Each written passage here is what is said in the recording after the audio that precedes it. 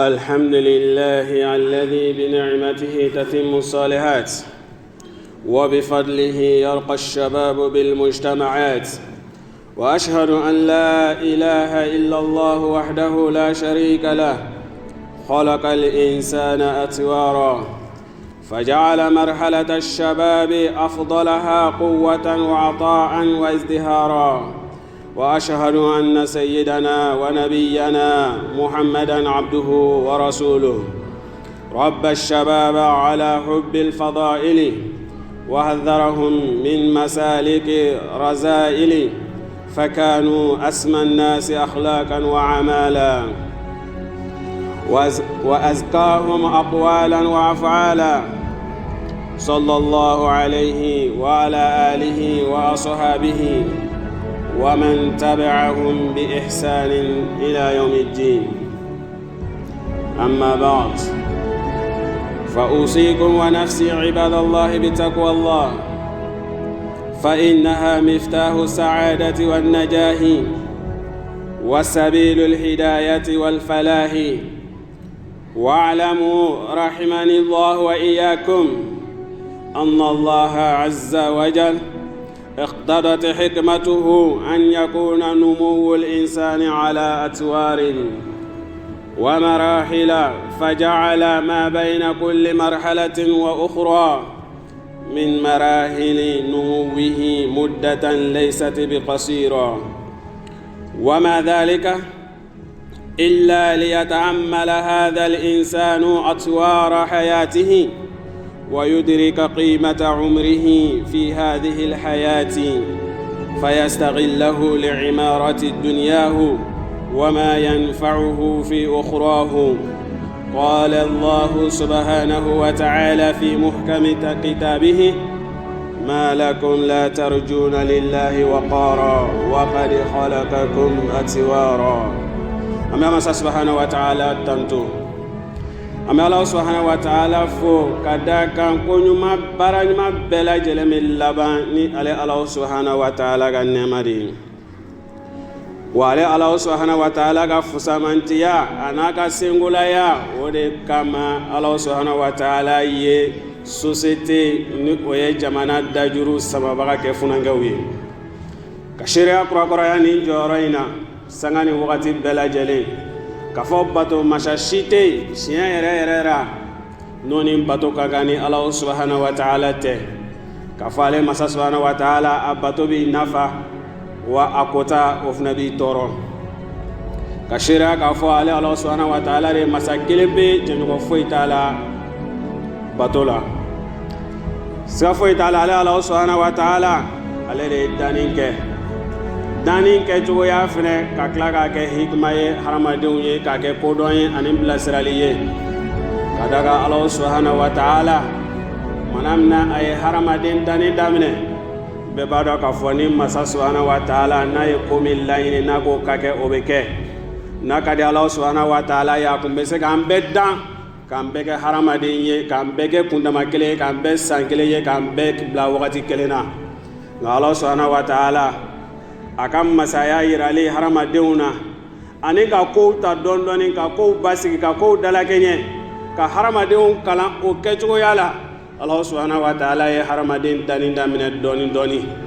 o sababu ye me Allah subhanahu wa ta'ala ye haramaden daninda mine ka bo munela o ye maniye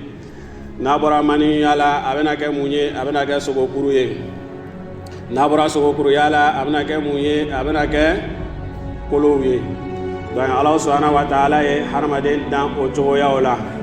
ka bola fo kana se lahalaya ma ka ni fiyala ka senw bɔ ala ka bolo bɔ ala Allah subhanahu wa ta'ala ma daw ma ka lamara a bamuso dɛbɛ la kalo 9 walima min ka ca ni o ye ka tila k'a bɔ k'a bila dugumakolo in sanfɛ ka taa sɔrɔ a tɛ se ka foyi ɲɛ a yɛrɛ ye a fitini a bɛ to la a bɛ na dɔɔni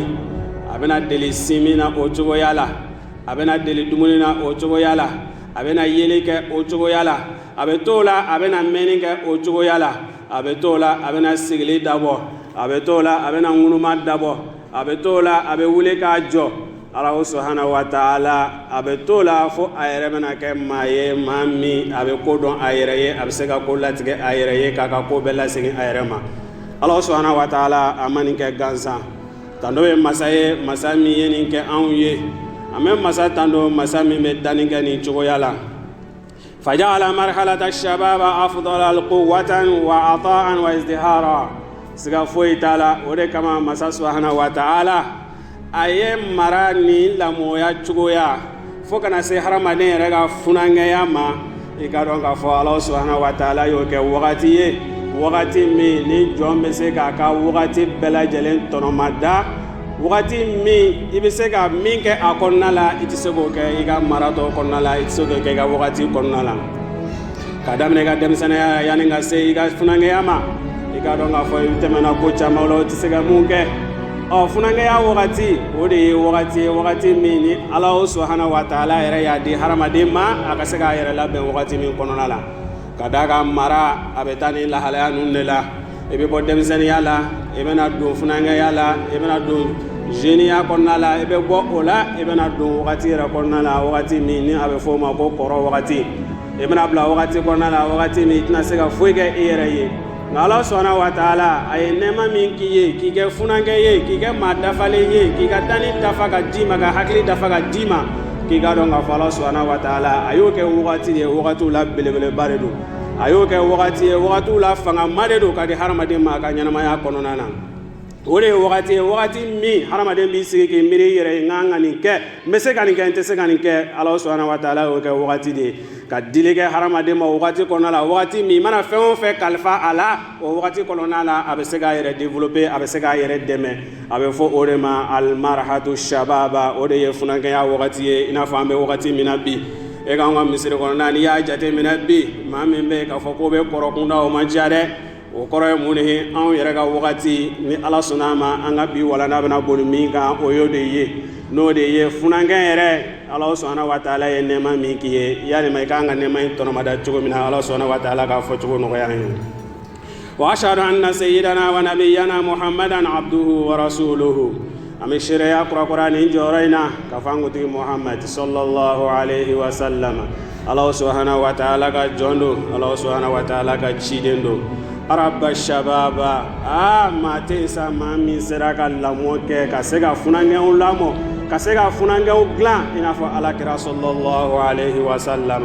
alahu bil fadaili wa a y'u dilan ka taa fusamantiya bɛɛ lajɛlen kan a y'u dilan k'u bila diɲɛ kɔnɔ yaasa u ka se ka kɛ misaliyaw de ye wa hadharahum ani masaliki yan arazaila ka tila k'u bagabaga k'u gɛn ka bɔ siraw ma sira mun bɛ se ka kɛ sababu ye n'o bɛ se k'u ka nin wagati laduma ye n'o bɛ se ka u ka nin funangɛya laduma ye n'o bɛ se ka kɛ u ka nin wagatiw lasɔ hɛrɛma ye k'a fɔ k'o b'o tiɲɛ u bolo alakira sallallahu alaihi wa sallama a ye funangɛw bali ka bɔ o bɛɛ lajɛlen ma fakanu asma al-akhlaqa wa amala siga foyi t'a la alakira ka wagati sallallahu alaihi wa sallama ale de ye denmisɛnw dilan k'u kɛ cɛw ye o wagati k'u kɛ mɔgɔw ye o wagati la mɔgɔ mun siga foyi t'a la jogow la sɔ hɛrɛma a y'o dafa o la wa siga foyi t'a la baaraw la kolo geren baaraw la ɲumanw Allah subhanahu wa ta'ala alakira sallallahu alaihi wa sallama a y'u lamɔ ni o maternité de k'o don o la wa azkahum aqwala siga foyi t'a la kumaw fɔcogoya ɲuman alakira sallallahu alaihi wa sallama a ye funangɛw kalanni na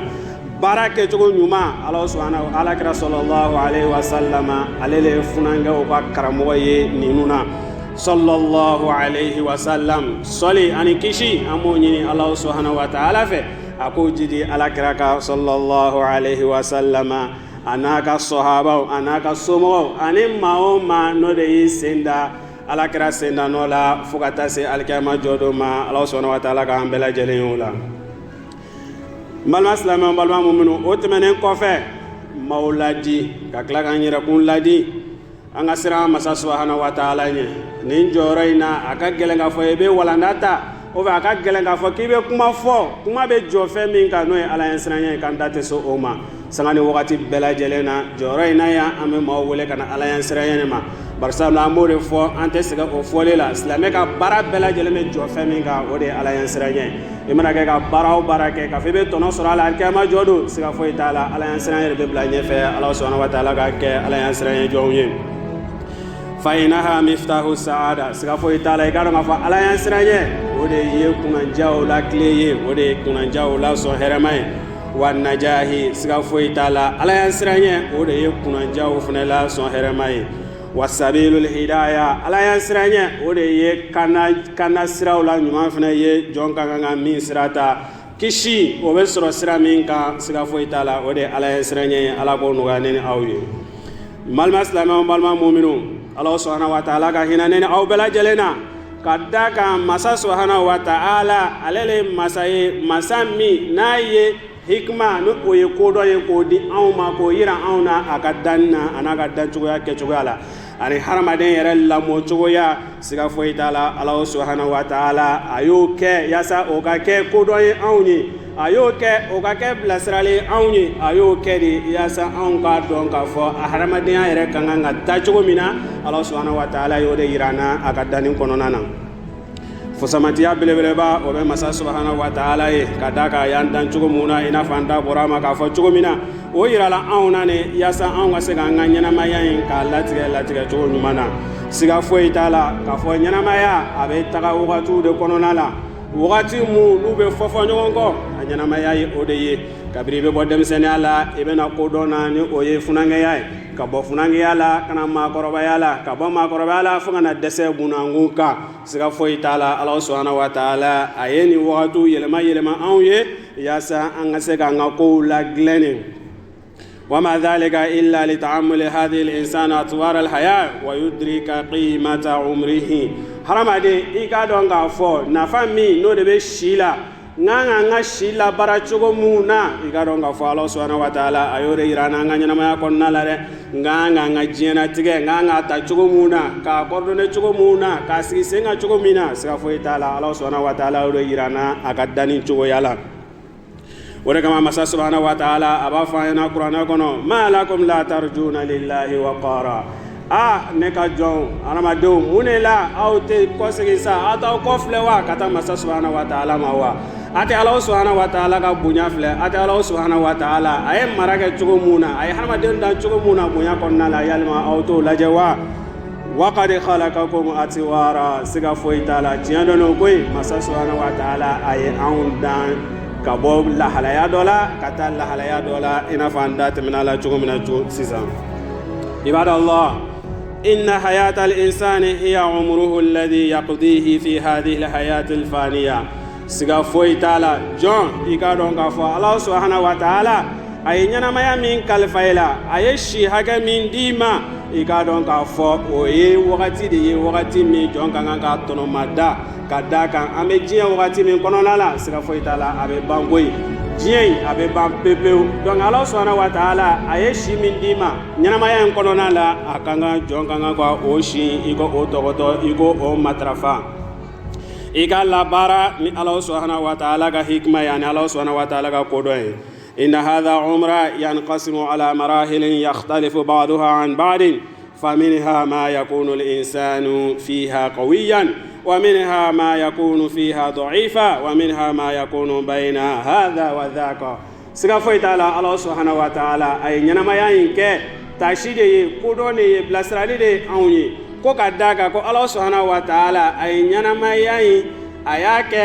marahilu de ye n'o ye wagatiw de ye min bɛ tɛmɛ wagati dɔ bɛ na o kɔfɛ siga foyi t'a la a wagatiw la fɔlɔ ye jumɛn ye ala subhanahu wa ta'ala a ye hadamaden dan ka kɛ kawiyan a ka kɛ maa ye maa min bɛ se a yɛrɛ kɔrɔ o ye lahalaya dɔw ye i n'a fɔ an bɔra k'o fɔ an ɲɛna cogo min na kabiri i bamuso a b'i lamɔ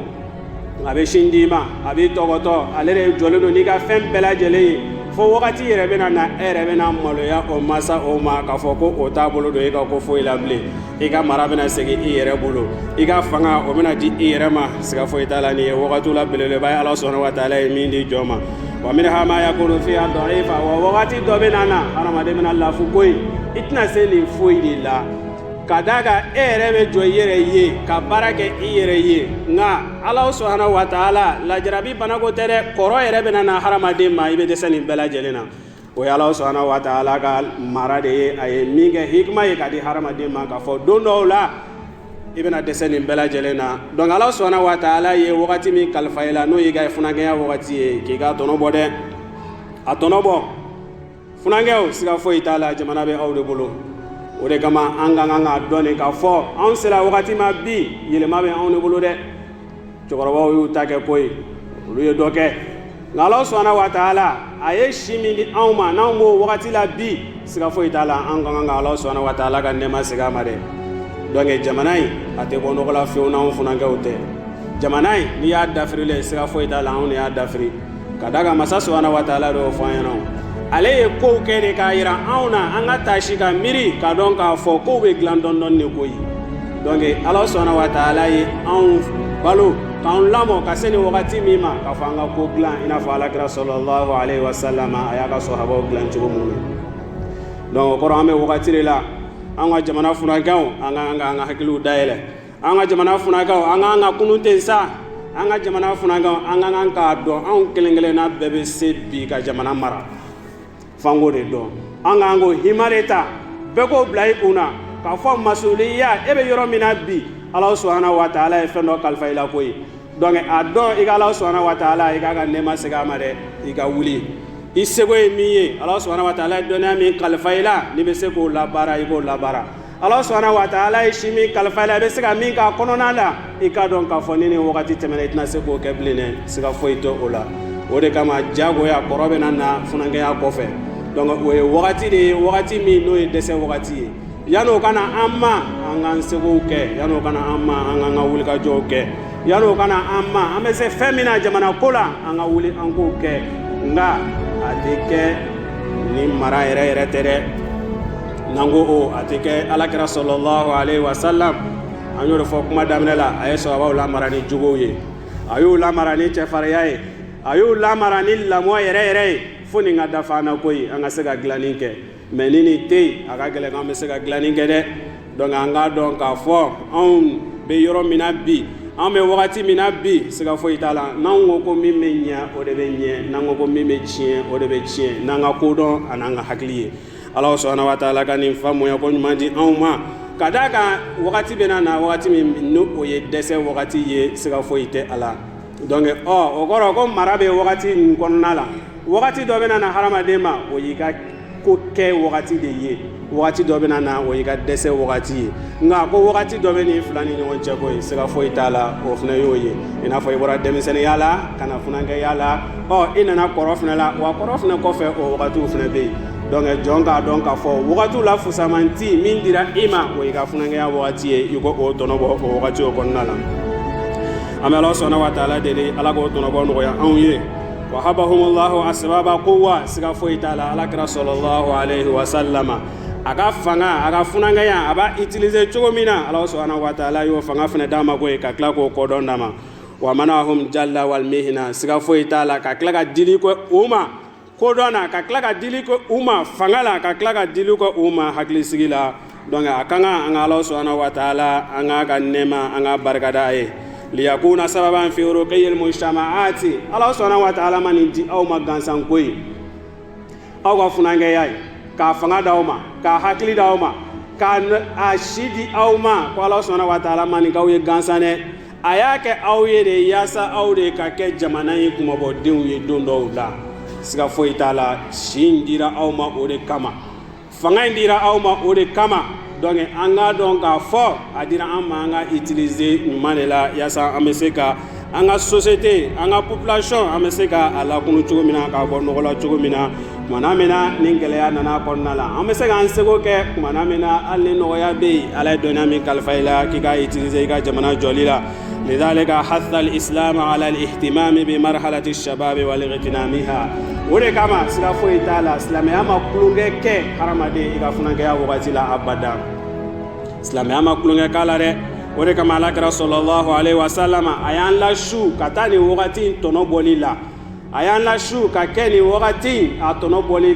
كداكا وغاتي ممنا كوفي ويدسي وغاتي دي ore kama nana ala kira ka bilasirale kauna anaga ladili kauna aka hadisa kene maula ala kira be min fayna sallallahu alayhi wa sallama ightanimu khamsan qabla khamsin kiki jija iga fenduru tonomada yani fenduru che ijija Allah subhanahu wa ta'ala nema duru kalfa ila o nema duru kiki jija iga nema duru iga tonobo yani o nema duru sina o bena domina de siga foi tala wa o bena fune Allah subhanahu wa ta'ala ya ala kira fa sallallahu alaihi wasallam wa be ke fune ngamma go bebe yoro jumela ni hadisa en konona la ala kira ba fa yoro mina sallallahu alaihi wasallam shababaka qabla haramika kiki jija iga funanga ya iga tonobo yani porobe na ima ijija Allah subhanahu wa ta'ala ye funanga ya min dima aishi min dima aishi min kalfaila ka fanga min kalfaila ka kodo min kalfaila iga funanga ya konnala kiki jija iga utiliser yani wakati benana mimena ibali o kelila donc siga fo itala o bena ni oyeshi koroye ama Allah subhanahu wa ta'ala dele anga funanga ya atono bole ko nyuma Allah subhanahu wa ta'ala akono ya neni aw bela jelenye o kuma ni me an shababu de ka wode kama alakra sallallahu alaihi wa sallama ayafo anana Allah subhanahu wa ta'ala Allah subhanahu wa ta'ala kadaka ka funanga ya ka yira maula ka foko ode ye shiula barkalenyi ode ye wagatu la soherema ode wagatu la fangatigi ye ko Allah subhanahu wa ta'ala ma jiden foiti fagata soro asela ni wagati de ma asera ka funanga yala asera hakili dafara asera kodonye wa abe ko jugudo abe ko nyumando ode kama Allah subhanahu wa ta'ala kumana mina ay cidewo cidenci kana dugukolo insanfe ayu bela jelen cide kumana mina usira al marhalati shababiyya usira o ka funanga ya wakati la chogomuna fanga bula wakati mina kasega giringa joke fanga bula kasega ko glen fanga bula kasega ko sigisenga fanga bula kasega jama faranyonga ku marani hikmaye ode kama Allah subhanahu wa ta'ala ay misala do fayna qur'ana kono mime talike nabiy Musa alayhi salatu wa salam masa subhanahu wa ta'ala ko walamma balaga ashuddahu wastawa atainahu hukman wa ilma wa kadhalika najzil muhsinin ko nabiy Musa amma ci kata farauna ma kumashi fo kumana mina ne Allah subhanahu wa ta'ala ya do ka fo ko ni me wakati mina bi abaka funanga ya wakati yere de la sisangoni aka haram nyanamaya asira adafala aga caya dafara Allah subhanahu wa ta'ala ko o wakati de anyanga kabako di Musa ma agata farauna ma o kabako do ye mi Allah subhanahu wa ta'ala ko kanye hikma da bano ye ko do ye ay doni kalifa nabiy Musa la wa kadhalika najzil muhsinin wa ni kala nyuma ke bagaye Allah subhanahu wa ta'ala be ko don kalifa ila ko yi wa ni kala Allah subhanahu wa ta'ala kan la bato bagaye siga foi ta'ala Allah subhanahu wa ta'ala be hikma dima wa siga foi ta'ala Allah subhanahu wa ta'ala be doniya nogoya ye wa imana ke jamakulu chema ko oluka ko de taraka kalfa ela ke bolo to Allah subhanahu wa ta'ala bolo siga foi ta'ala Allah subhanahu wa ta'ala bi deme ina fa ya ka nabi mo deme chogo mina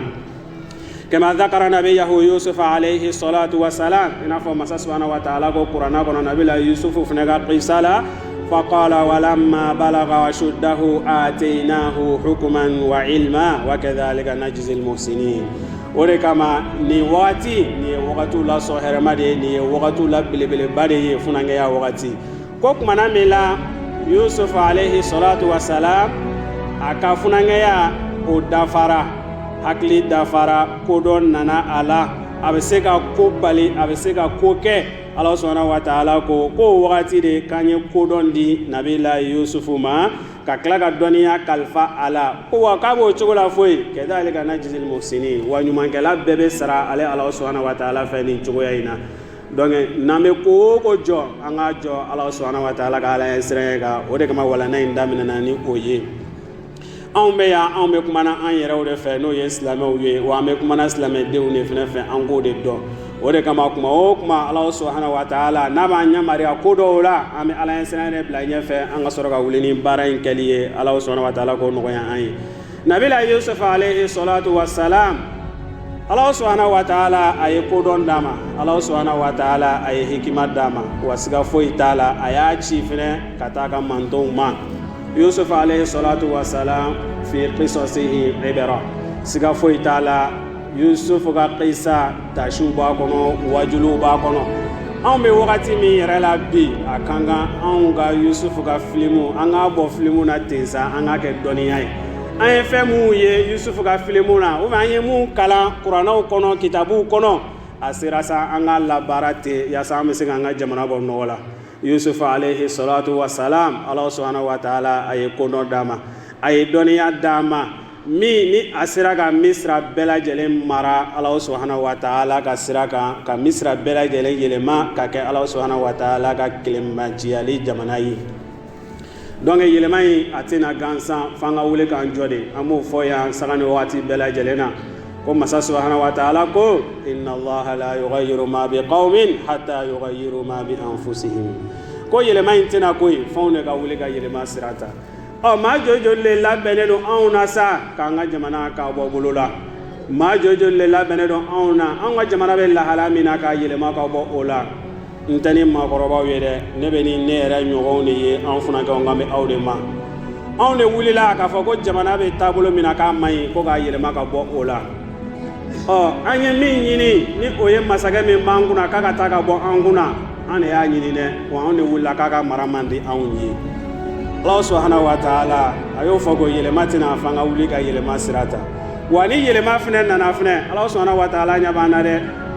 wa siga foyi t'a la a b'an lajarabi fɛnɛ donc an wulila yalima an wulila ten de wa ko k'a ta ka bɔ an kunna wa k'a ka kow man d'an ye wa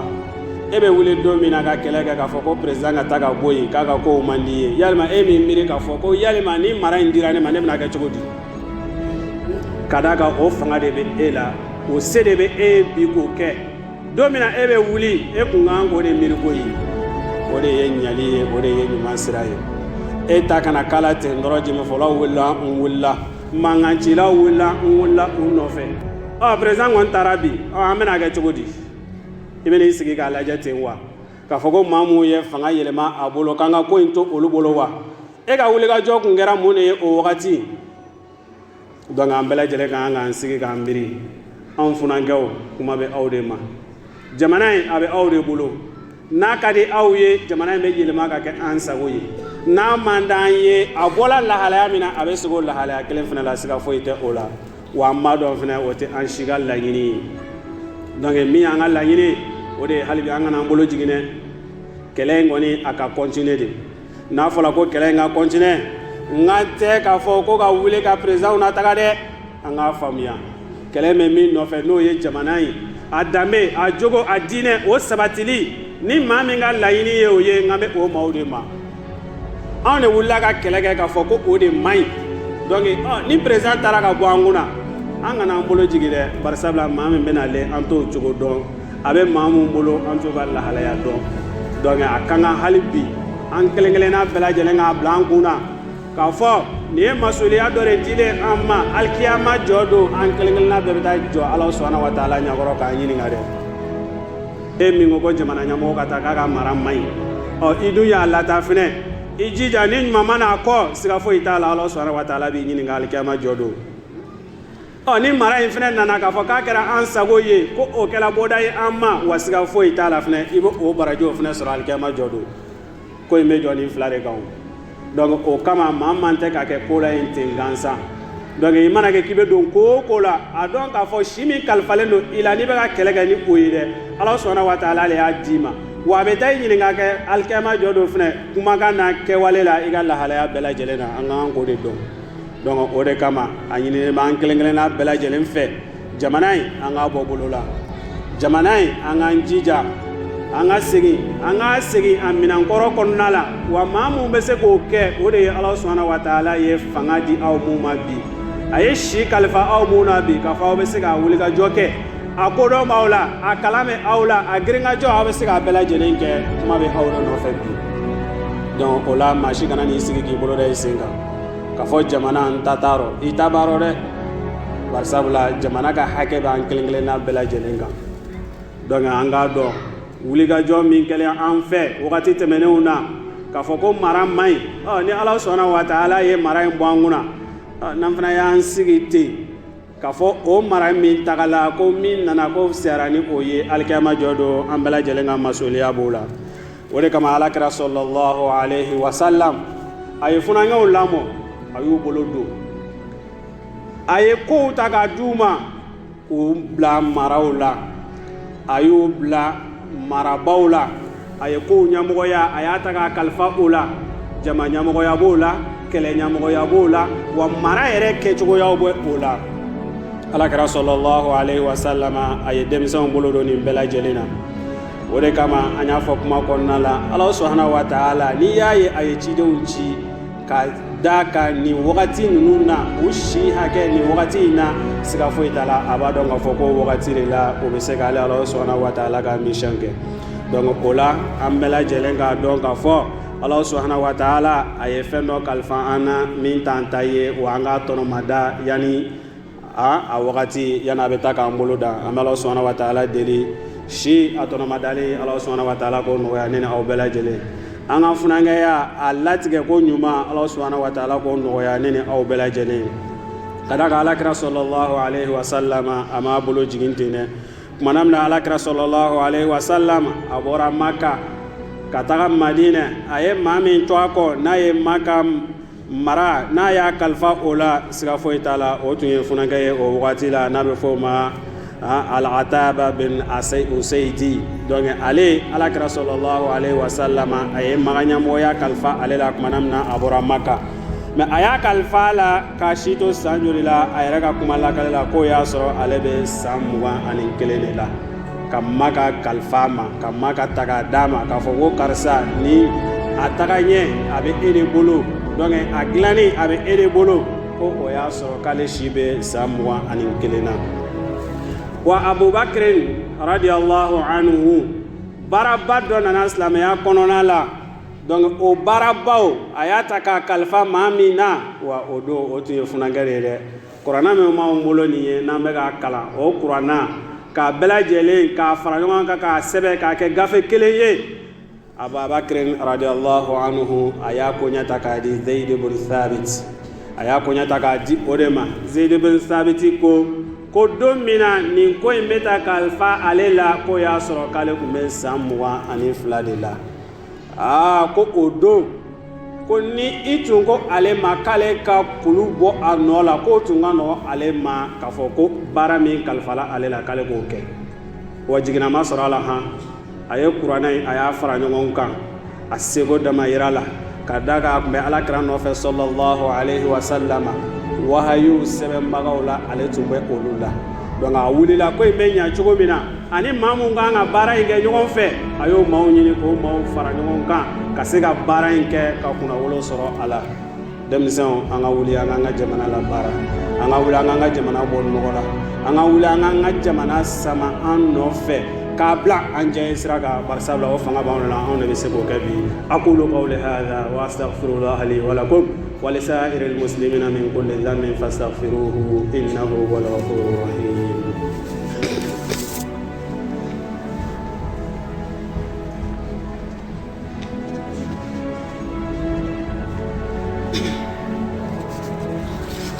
الحمد لله رب العالمين والصلاة والسلام على المبعوث رحمة للعالمين سيدنا ونبينا محمد بن عبد الله وعلى آله وأصحابه ومن تبعهم بإحسان إلى يوم الدين أيها المسلمون إن الإسلام عندما أمر بالاهتمام بالشباب وحث على إعدادهم بدنيا وعقليا وروحيا وخلقيا إنما أراد بذلك ليكون شاب عضوا نافعا لنفسه ومجتمعه ووطنه وذلك سلامو أنا دون كفو منامنا سلاميا أي مرا أي نمارياليك كفو كوفنانجا وكو مغودو ويرلا كفو فنانجا يا وقتي ميني جونغا نكا إيكا وقتي تنومادا كيكارو كفو سلاميا ما كودو فنانجا ولا كبيرو وقتي أيو لاشو kata muneka kata oku haklito u yɛrɛ la lamɔ la n'o ye farikolo yɛrɛ lamɔli ye ka tila ka hakili to la u ka hakili o bɛ se ka mara cogo min na o bɛ se ka lamɔ cogo ɲuman na cogo min na wa uni uga ko utaye ala kira sallallahu alaihi wasallam islamiyai magodonna wa khuluqiyan ujugo fine uluga nya ka ke mogoye mogomu be se ka société nyuma glan ko ala kira magodonna wa islamiyai magodonna fine inma arada bidhalika liyakuna shabun udwan mune kama islamiyai magodo ala barsabula ikaseka ke funange mi abeseka yera kun nafa wa abeseka société nafa wa abeseka ka jamana nafa ni ga bo bolola dondola ode kama alakira sallallahu alaihi wasallam ama kulunge ke funange nga marala tugoshila islamon anga an hakili to ala amo fo wakati bela jalena ka fo ko demisani so asengateli nga kuma dola atesira do anye wakati min foni ni wakati la so heramali nga majumere be ni nya an bolo majumere be se kan an de be ni na majumere be se kan ni ke ya safunanga ofuna ka se kan ni ushi tono mada oyemma ko bawdi do nga ayo hakili to abiru aku lamara mara chugo ya yere la aku lamara mara chugo ya nani ni wa duru min fola an flesisa bela jere ki hakili to igi hakili to idena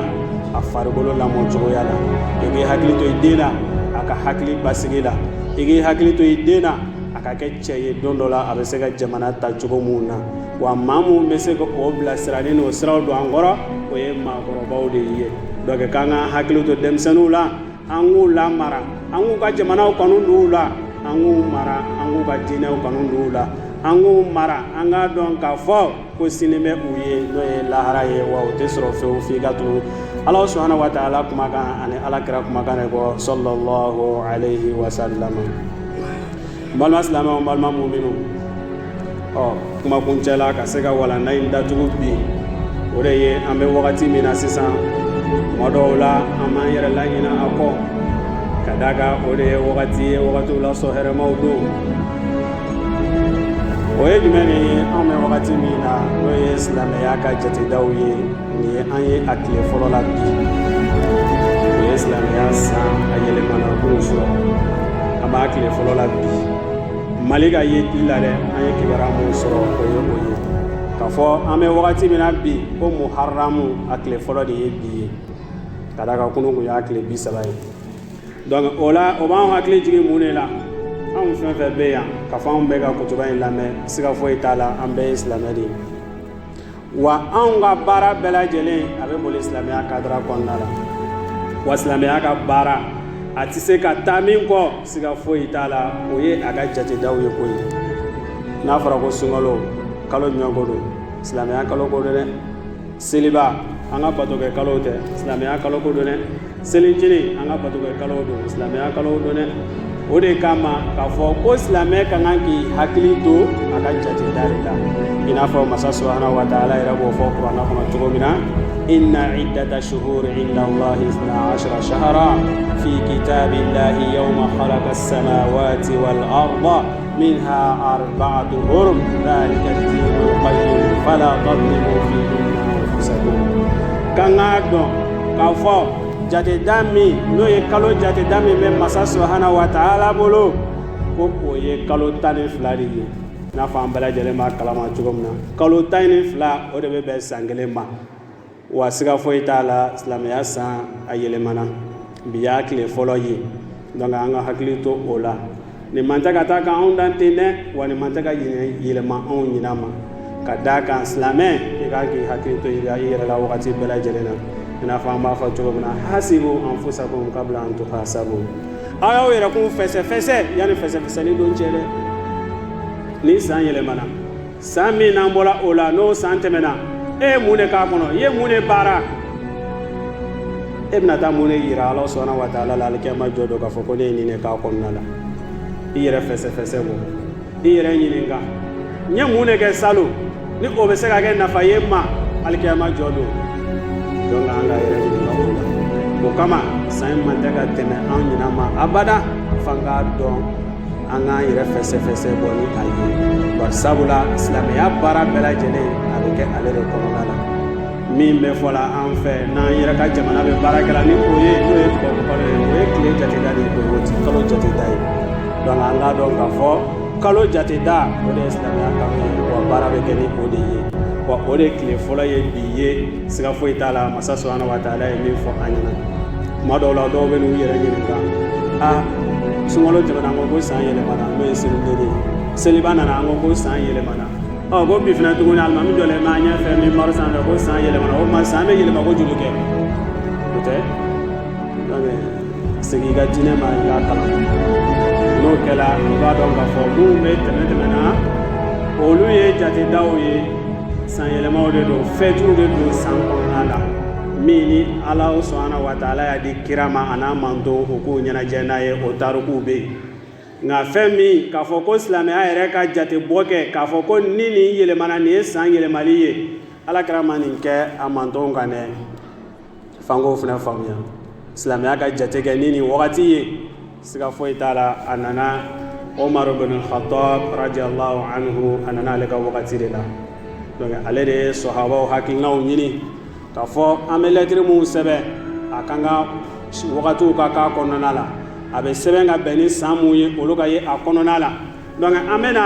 ko in kɛ cogo di a ye sahabaw fara ɲɔgɔn kan ka hakilimaw fara ɲɔgɔn kan k'u hakilinaw ɲini donc bɛnkɛla min ka kuma teliya bolo ma o de ye u ka jate kɛ ni silamɛya kalow ye wa u ka san fɔlɔ a kalo fɔlɔ ko k'o kɛ muharamu fɛnɛ ye nin tala Umar ka wagati la sallallahu alayhi wa sallam radiyallahu anhu donc mun y'a kɛ suna ye ni silamɛ bɛɛ lajɛlen bɛ baara kɛ n'a ye siga foyi t'a la ala kɛra ka hadisa dɔ bɛ sallallahu alayhi wa sallam iyyakum wa sunnati wa sunnatul khulafa'il ar-rashidin maaw ma ni n ka taasira ye ani n kɔfɛ n nɔrabilaw u nana ni sira mun ye n kɔfɛ k'an k'o minɛ o kɛ ale ala kɛra ka sunna ye sallallahu alayhi wa sallam donc o de kama ni jateda baara bɛ kɛ n'a ye ka d'a kan Umar ibn Khattab ale de nana n'a hakilina ye ale de y'a bila sen kan donc a kan an ka hakiliw to a la an k'a dɔn k'a fɔ silamɛya kalo fɔlɔ o de ye muharamu ye n'an b'a fɔ o ma ko jɔnmɛnɛ o de tile fɔlɔ fana ye bi ye wa fusamantiya camanw de b'a la o de kama masa subhanahu wa ta'ala ko ten ko kalow ye kalo 12 ye ko nka ko 4 b'a kɔnɔna na min ye lahɔrɔma kalow ye masa subhanahu wa ta'ala ko ten minha arba'atun hurum donc ko lahɔrɔma kalo ko ye 4 ye a kɔnɔna la k'an ka hakiliw to a la n'a fɔra lahɔrɔma kalo donc a n'a fusamantiyaw a n'a ka balikow fana bɛ ɲɔgɔn na o kama lahɔrɔma kalow fana la nin kalo min n'o jɔlen filɛ nin an kunna n'o ye muharamu ye donc ale b'a la ale b'a la lahɔrɔma kalo la ale b'a la zulqaada zulhijja muharram ko nin ye kalo ye kalo min ni a saba tugulen don ɲɔgɔn na ala subhanahu wa ta'ala y'a saba bɛɛ lajɛlen kɛ lahɔrɔma kalo ye wa kalo kelen bɛ yen ko o b'a danna n'o ye arajaba ye donc k'o fana ye lahɔrɔma kalo ye mais o faralen don ka bɔ nin saba na mais nin saba bɛɛ lajɛlen kɔni tugulen don ɲɔgɔn na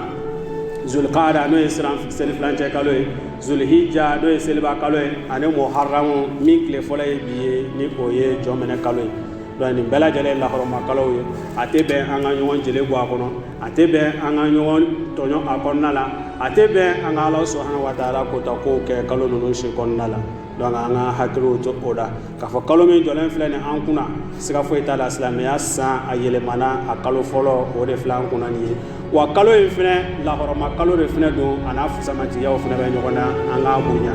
ni maa min bɛ se ka sun don a kɔnɔ ka caya o balilen tɛ o dagalen don i ye ni bɛ se ka sarakatiw bɔ ka caya a kɔnɔna la i jija o la baara ɲuman fɛn o fɛn n'o bɛ se ka kɛ ko jɔn bɛ nafabaw sɔrɔ a kɔnɔna la i jija i k'a kɛ ka caya kalo in kɔnɔna la an ka hakili to an ka silamɛya kalo la bari sabula an ka batow bɛ minɛ ni o kalo lahɔrɔmaw de ye an bɛ ala subhanahu wa ta'ala deli ala k'a faamuya ko ɲuman di an ma an k'an yɛrɛ kun fɛsɛfɛsɛ yanni fɛsɛfɛsɛli don cɛ o kɔrɔ ye baara mun kɛ i jate bɔ san yɛlɛmana siga foyi t'a la maa mun bɛ yen k'olu ye jagokɛlaw ye ni san yɛlɛmana k'i b'i ka birije jate minɛ k'a lajɛ n ye mun de kɛ n'o ɲɛna n bolo n'o kɛra ɲɛtaga ye n ye mun de kɛ n'o tiɲɛna n bolo n'o kɛra defɛti ye n binna yɔrɔ jumɛnw de la fo maa kan ka ninnu dɔn donc siga foyi t'a la wa a b'o cogo fɛnɛ la silamɛ yɛrɛ i k'i jija n'a fɔra san yɛlɛmana ne kun ye mun de kɛ salon ɲuman na ne dɛsɛla ka mun de kɛ wa ɲinan san min filɛ nin ye o jɔla n'o tile fɔlɔ ye bi ye a bɛna ban ne ɲɛna wa a tile fɔlɔ kɔni ye bi ye yanni a wagati ka ban ne bɛna mun de k'a kɔnɔna na an k'an jija an k'an yɛrɛ kun ɲininka an k'an yɛrɛ fɛsɛfɛsɛ ala ka subhanahu wa ta'ala ka barani ma akeli ala ko no ya am bela jeli عباد الله إن الله أمركم بأمر بدأ فيه بنفسه فقال تبارك وتعالى إن الله وملائكته يصلون على النبي يا أيها الذين آمنوا صلوا عليه وسلموا تسليما كثيرا اللهم صل على محمد وعلى آل محمد كما صليت على إبراهيم وعلى آل إبراهيم وبارك على محمد وعلى آل محمد كما باركت على إبراهيم وعلى آل إبراهيم في العالمين إنك حميد مجيد اللهم آمنا في أوطاننا وأصلح أئمة وولاة أمورنا برحمتك يا أرحم الراحمين ربنا هب لنا من أزواجنا وذرياتنا قرة أعين واجعلنا للمتقين إماما ربنا آتنا في الدنيا حسنة وفي الآخرة حسنة وقنا عذاب النار ربنا لا تزغ قلوبنا بعد إذ هديتنا وهب لنا من لدنك رحمة إنك أنت الوهاب سبحان ربك رب العزة عما يصفون والصلاة والسلام على أشرف المرسلين والحمد لله رب العالمين قوموا إلى صلاة